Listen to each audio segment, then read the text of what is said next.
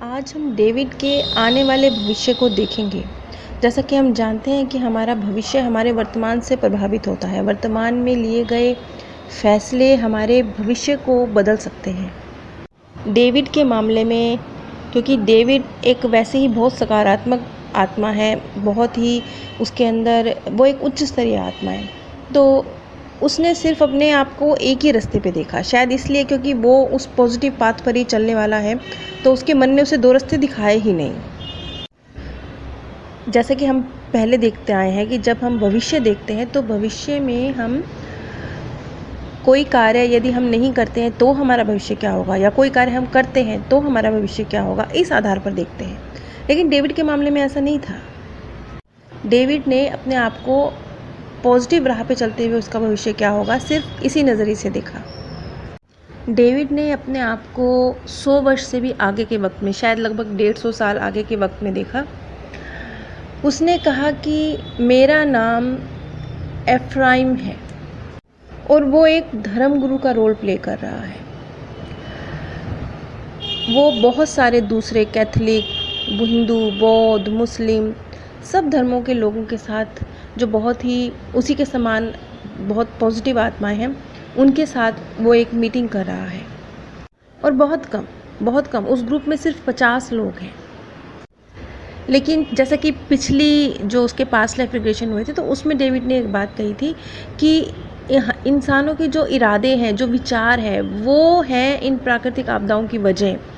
इसी तरीके से इसी बात को समझते हुए डेविड आगे बढ़ रहा है, और डेविड और उसके ग्रुप में जो और 50 आत्माएं हैं, वो सभी अक्सर मिलते हैं, आपस में हफ्ते में 2-3 बार मुलाकात करते हैं और मिलकर ध्यान और प्रार्थना करते हैं, ताकि समाज में जो नेगेटिविटी फैली हुई है वो उसको कुछ संतुलित कर सकें।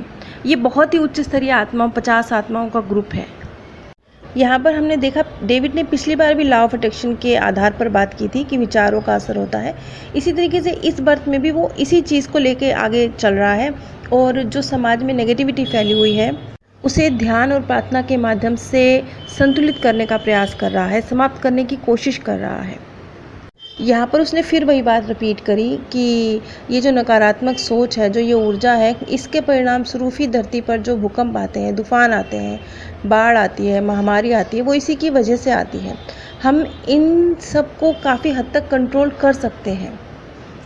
और ये ग्रुप काफ़ी तेज़ी से लोगों के अंदर इस चीज़ का प्रसार कर रहा है, और लोगों में इस तरह की पॉजिटिविटी फैला रहा है। लोगों में परिवर्तन आ रहा है, उनकी सोच में परिवर्तन आ रहा है, क्योंकि बहुत ज़ोर शोर से इनका प्रचार कार्य जारी है, और बहुत सारे लोग हैं जो इनके साथ जुड़े हुए हैं।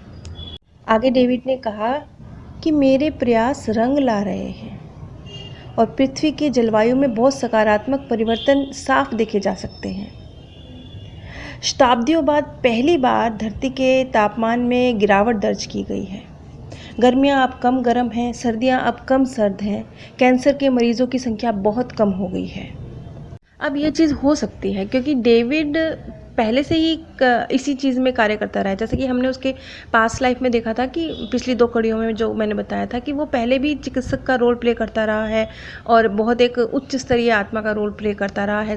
उसके अंदर पहले से ही बहुत सारे लेसन उसने सीख लिए हैं। तो 150 वर्ष बाद जब उसका एक धर्मगुरु के रूप में पुनर्जन्म हो रहा है, तो वो जो ऑलरेडी इतना कुछ सीख चुका है, वो उनको अप्लाई कर रहा है। उसकी वजह से समाज में परिवर्तन आ रहा है, क्योंकि वो ऑलरेडी बहुत एक सकारात्मक और ज्ञानी सोल है। अंत में ब्रायन वीज कहते हैं कि हमारे सामने भविष्य के ढेर सारे विकल्प हैं। कुछ हिंसक हैं, कुछ शांतिपूर्ण हैं, और जो अब तक ब्रायन वीज का जो रिसर्च रही उसके आधार पर उन्होंने कहा कि उनका मानना यह है कि आने वाले कुछ सालों में जो धर्म गुरुओं का पदार्पण होगा इस धरती पर, वो बहुत महत्वपूर्ण भूमिका निभाएंगे इस धरती के बदलाव में। ब्रायन वीज कहते हैं कि जो वो सामूहिक रिग्रेशन करते रहे हैं, एक साथ 50-100 लोगों के ऊपर जो उन्होंने रिग्रेशन परफॉर्म किए हैं, उसके आधार पर उन्होंने ये जाना है कि आज से कई शताब्दियों बाद, देखिए यहाँ पर थोड़ा सा पेच है कि जैसे कि डेविड ने तो लगभग 125-150 साल बाद की बात करी है, लेकिन ब्रायन वीज कह रहे हैं कि कई शताब्दियों बाद, यानी लगभग कई सौ साल बाद धरती की जनसंख्या बहुत कम हो जाएगी और इस धरती की जनसंख्या के कम होने का रीज़न होगा युद्ध, बीमारी, प्रदूषण, पृथ्वी के जो जलवायु है उसमें परिवर्तन, मनुष्यों की जो प्रजनन क्षमता है वो कम हो जाएगी और स्वयं की इच्छा। मनुष्यों में ये चीज़ भी बहुत तेज़ी से बढ़ेगी कि उन्हें संतान नहीं चाहिए, उनकी खुद की इच्छा। ये सारी वजह बनेंगी धरती की जनसंख्या के कम होने की। अब ठीक ही है, ये परिवर्तन भी तो धीरे धीरे होंगे ना, एक झटके में तो नहीं होंगे, बहुत धीरे धीरे कुछ आत्माएं बढ़ते बढ़ते आगे बढ़ेंगी। तो इसी तरीके से जैसे 150 साल बाद की लगभग एफ्राइम ने बात करी कि वो एक सकारात्मक परिवर्तन लाने की समाज में कोशिश कर रहे हैं, इस तरह के एक धर्मगुरु हैं।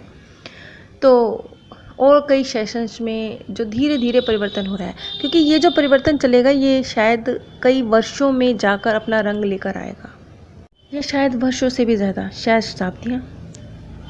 इस सारे सेशंस के बाद डेविड में जो सबसे बड़ा परिवर्तन आया, जैसे कि उसका जो बिज़नेस था वो इस तरह का था कि वो पर्यावरण विरोधी था एक तरह से। तो जो उसके पिता का बिज़नेस था जिसे वो हैंडल कर रहा था, शायद यही वजह थी कि अंदर से टूटा हुआ था डेविड, क्योंकि डेविड एक ऐसे बिज़नेस को हैंडल कर रहा था जो पर्यावरण के खिलाफ है, जो एक इस तरह का उद्योग है कि जो भविष्य में प्रदूषण फैलाएगा, विनाशकारी परिणाम जिसके निकलेंगे, तो उसका मन नहीं मान रहा था ये बिज़नेस करने के लिए। शायद इसी वजह से वो एक सफल व्यवसायी होते हुए भी अंदर से टूटा हुआ था और समझ नहीं पा रहा था कि रीज़न क्या है, वजह क्या है। तो वजह शायद यही थी कि वो जो काम कर रहा था वो काम उसकी अंतरात्मा को नहीं सुहा रहा था। खैर, इन सब सेशंस का नतीजा ये निकला कि बाद में डेविड ने जो उसका बिज़नेस था वो उसने छोड़ दिया और वो अपनी आगे की स्टडी के लिए हार्वर्ड यूनिवर्सिटी चला गया। डेविड का केस तो यहीं ख़त्म होता है।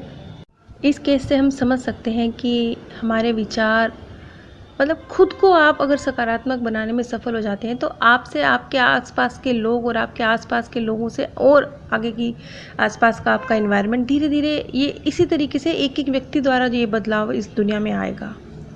क्योंकि ये चीज़ तो ब्रायन वेस की रिसर्च और डॉक्टर न्यूटन की रिसर्च सब में निकल कर सामने आई है कि अभी ठीक है, थोड़ा मुश्किल वक्त है, लेकिन जो कुछ शताब्दियों बाद का वक्त है वो बहुत ही तेज़ी से सकारात्मकता जीवनों में आएगी, लोगों के मनों में परिवर्तन होगा।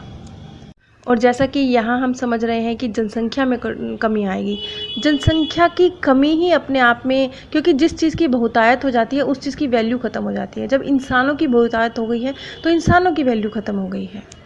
आने वाले वक्त में जब इंसान कम होंगे, जनसंख्या कम होगी, तो स्वाभाविक रूप से इंसानियत और इंसान की वैल्यू बढ़ जाएगी। नीचे डिस्क्रिप्शन बॉक्स में मैंने आप सभी के साथ अमेज़ॉन का लिंक शेयर किया है। अगर आप इस लिंक के माध्यम से कुछ भी परचेज़ करते हैं तो बिना कोई आर्थिक नुकसान उठाए भी आप इस ज्ञान के प्रसार में सहयोग दे सकते हैं और लाखों लोगों के दिलों से निकलती सच्ची दुआओं के हकदार बन सकते हैं। आप सभी पर परमात्म सौंदर्य, प्रेम और आनंद सदैव बरसता रहे। आप सभी दिव्य परम धाम में स्थान प्राप्त करें। आज हम डेविड के आने वाले भविष्य को देखेंगे। जैसा कि हम जानते हैं कि हमारा